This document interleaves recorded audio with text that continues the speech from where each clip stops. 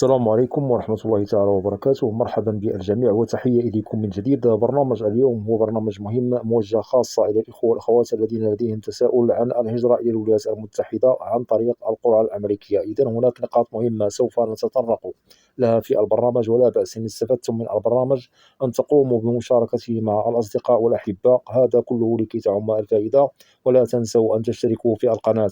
إذن إلى كل من لديهم تساؤل عن الهجرة عن طريق القرى الأمريكية، سوف أطرح لكم نصائح مهمة لازم أن تأخذوها بعين الاعتبار وبالحسبان. أولا، لازم أن ننظر إلى المؤهلات والشروط المطلوبة والمتوفرة في المعني الذي يريد التقديم على القرى الأمريكية. ثانيا، ننظر إلى هل بلدك، أي أنت كمعني بالتقديم على القرعة، من ضمن البلدان التي يسمح لمواطنوها التقديم على الهجرة العشوائية الأمريكية. وكذلك هنا نؤكد بمعنى آخر، هل مسموح لهم بالتسجيل في اللوتري أو القرعة العشوائية الأمريكية بالطبع للهجرة عن طريقها إلى الولايات المتحدة.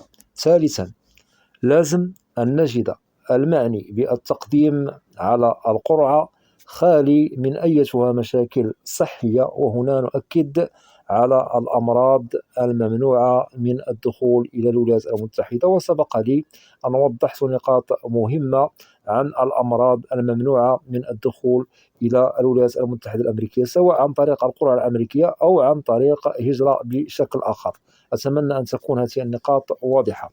رابعا، لازم أن نجد بأن المقدم على القرعة الأمريكية خالي من أيتها مشاكل جنائية، مثلا مقترف جرم ما، سواء في بلده الأم أو في بلد آخر، خارق لقانون ما، وهذا أكيد تشهد عليه شهادة السجل العدلي الجنائي التي يطلبها كل من هو معني بالقرعة العشوائية الأمريكية، هذا في حالة أنه انتقل إلى الإجراءات التي تأتي ما بعد الفوز بالقرعة الأمريكية.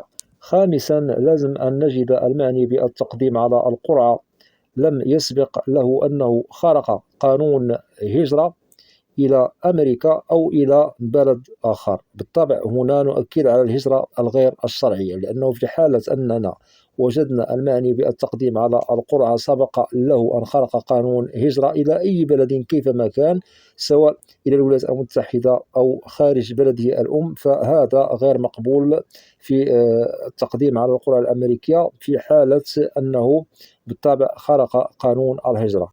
كذلك لازم أن نجد المعني بالتقديم على القرعة الأمريكية غير متورط بانتمائه مثلا لجماعات محظورة أو جماعات إرهابية. كذلك لازم أن نجد المعني بالتقديم على القرعة الأمريكية عمره 18 سنة وما فوق. ونؤكد بأن العمر الذي هو مقبول في التقديم على القرعة العشوائية الأمريكية كما ذكرنا لكم يبتدئ من 18 سنة وما فوق، أي أن العمر المسموح به للتقديم فوق من 18 سنة غير محدد. أما في حالة أن العمر يقل عن 18 سنة فالمعني بالأمر ليس مؤهلا للتقديم في القرعة العشوائية الأمريكية، لأنه يعتبر قاصرا. إذا من جديد وللتأكيد، كل من عمره 18 سنة وما فوق فالعمر غير محدد للتقديم على القرعة الأمريكية.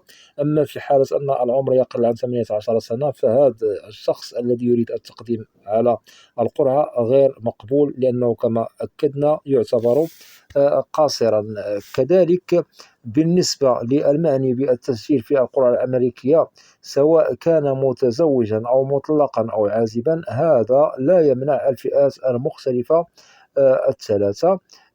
كل الوضعيات هي مسموح لها في التقديم في القرعة الأمريكية، شرط أن نجد الشروط متوفرة في كل فئة ووضعها الاجتماعي، سواء كان هذا المعني بالتقديم متزوج أو مطلق أو عازب، فالكل معني بالتقديم على القرعة.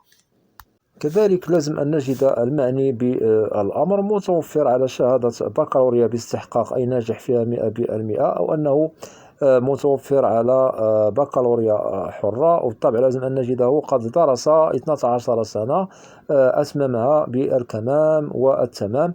أو في حالة أنه ليس لديه شهادة بكالوريا لازم أن نجد معه شهادة تثبت بأنه لديه خبرة سنتان في مهنة مقبولة في ال5 سنوات الأخيرة. أتمنى أن تكون هذه النقاط واضحة.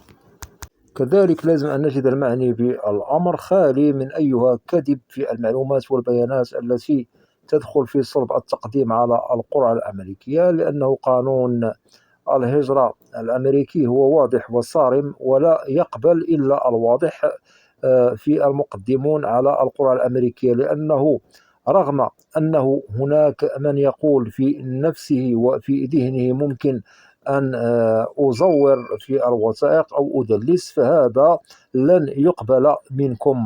ونؤكد هناك ضوابط يشتغل عليها قانون الهجرة الأمريكي والمتعلق بالهجرة إلى أمريكا كيفما كانت، سواء عن طريق القرعة أو عن طريق مثلا الشمل العائلي إلى غير ذلك. وأكيد في حالة الكذب من البداية في المعلومات والبيانات المتعلقة بالمعني بالتقديم على القرعة الأمريكية، ففي الأخير هناك إتمام إجراءات ونقطة فصل وحسم.